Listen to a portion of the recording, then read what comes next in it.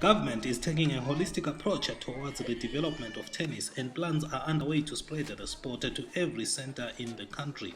In addition to that, the Minister of Sport, Makosini Hlongwane, confirmed that government had agreed to make sport part of the educational curriculum. Opportunity for transformation as far as tennis is concerned is devolution of the sport.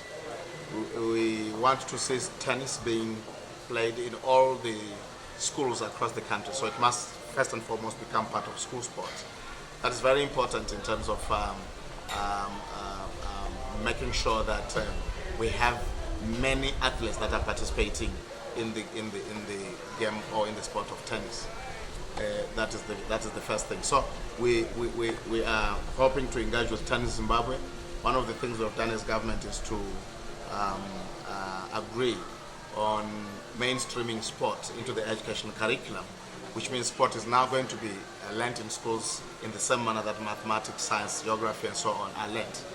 And we want tennis to be one of those kind of sports that are prioritized in terms of school sport. Minister Hlongwane was speaking shortly after a meeting with the Zimbabwe's #1 tennis player Takanyi Garanganga. Honorable Hlongwane pointed out the importance of engaging the sportspersons in order to establish the exact challenges that the players face. Whereas the government may not necessarily provide funds to the players, Minister Hlongwane said his ministry would participate in structuring various models that would create required assistance to the players. But we must be able to assist them develop the kind of funding models that will assist these young athletes to be able to realize full optimum performance in the various in the tennis circuits, and also to say perhaps with our involvement as government in structuring these funding models for them, they may begin to realize some kind of a response from the corporate sector. Garanganga was naturally delighted with meeting the minister and expressed his optimism at the results to be yielded out of new government initiatives designed to assist the sport. We had a great meeting.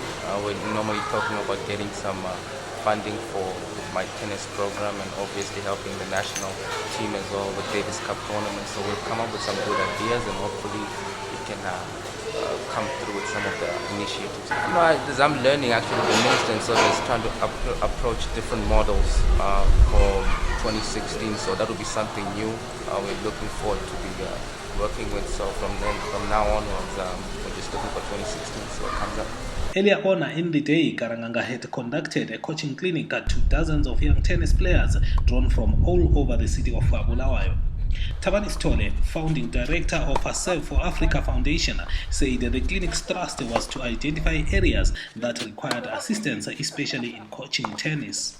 This clinic we're doing here at Girls College in Bulawayo is specifically to tap into the talent that we have here in Bulawayo and to figure out where the needs and wants are, and how we can help facilitate that in terms of resources. Even though, it may be a lot, maybe sparse, it doesn't matter. We want to help facilitate those programs for these coaches and find out what they need in terms of coaching development as well. Okay, because we understand that developing a player doesn't just come from the player's attitude only, it comes from the coach and what they can bring to the table. Sithole said the coaching clinic was open to all and the presence of Zimbabwe's top tennis player Garanganga was a motivation to the participants. Takanyi is here to just blaze the trail as much as he can for whoever. He doesn't know who he can touch, So he might show up here and one kid out of this group may end up being the biggest star to come out of out of Zimbabwe just because they watched him or got to hit balls with him. To ensure that their good work is not put to waste, Serve for Africa promised to introduce a regular tennis tournament which would create competition amongst the players. Every month, without fail, we will host a tournament. And that is going to be open to anybody and everybody that wants to play. We're not going to do it at high cost in any way, shape or form, but we're going to try partner up with different venues to make sure that these kids are given the opportunity not just to make money for the venues, but to really make sure that these kids get to compete. Because once you start getting a kid competing every 2 weeks or every month, now you start to see where the development happens. So, as Zimbabwe seeks its rightful place in the world of tennis, the future begins here with the transformation of its potential at the rightful edge. With government participation, the corporate support, and not to forget that of the parents, it has been proven before that we can take on the best of the world in this sport. A consistent program of coaching clinics, regular competition, and availability of facilities should bring back the golden era of the Black brothers Byron and Wayne, their sister Kara, as well as a star by the name Genius Chidzikwe, all of whom set standards so high future generations shall always be measured by the above's achievements.